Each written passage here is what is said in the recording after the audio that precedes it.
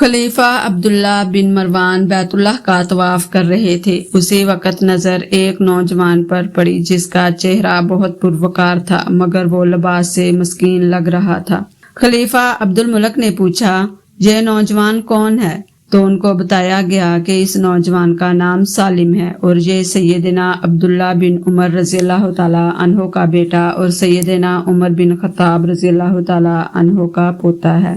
خلیفہ عبدالملک کو دھچکا لگا اور اس نے اس نوجوان کو بلاوا بھیجا۔ خلیفہ عبدالملک نے پوچھا کہ بیٹا، میں تمہارے دادا سیدنا عمر فاروق رضی اللہ تعالی عنہ کا بڑا مداح ہوں اور مجھے تمہاری یہ حالت دیکھ کر بڑا دکھ ہوا ہے اور مجھے خوشی ہوگی اگر میں تمہارے کچھ کام آ سکوں۔ تم اپنی ضرورت بیان کرو، جو مانگو گے تمہیں دیا جائے گا۔ نوجوان نے جواب دیا، اے امیر المومنین، میں اس وقت اللہ کے گھر بیت اللہ میں ہوں اور مجھے شرم آتی ہے کہ اللہ کے گھر میں بیٹھ کر کسی اور سے کچھ مانگوں۔ خلیفہ عبدالملک نے ان کے خوبصورت چہرے پر نظر دوڑائی اور خاموش ہو گئے۔ خلیفہ نے اپنے غلام سے کہا کہ یہ نوجوان جیسے ہی عبادت سے فارغ ہو کر بیت اللہ سے باہر آئے تو اسے میرے پاس لے کر آنا۔ سالم بن عبداللہ بن عمر جیسے ہی فارغ ہو کر حرم کعبہ سے باہر نکلے تو غلام نے ان سے کہا کہ امیر المومنین نے آپ کو یاد کیا ہے۔ تو سالم بن عبداللہ خلیفہ کے پاس پہنچے۔ خلیفہ عبدالمالک نے کہا،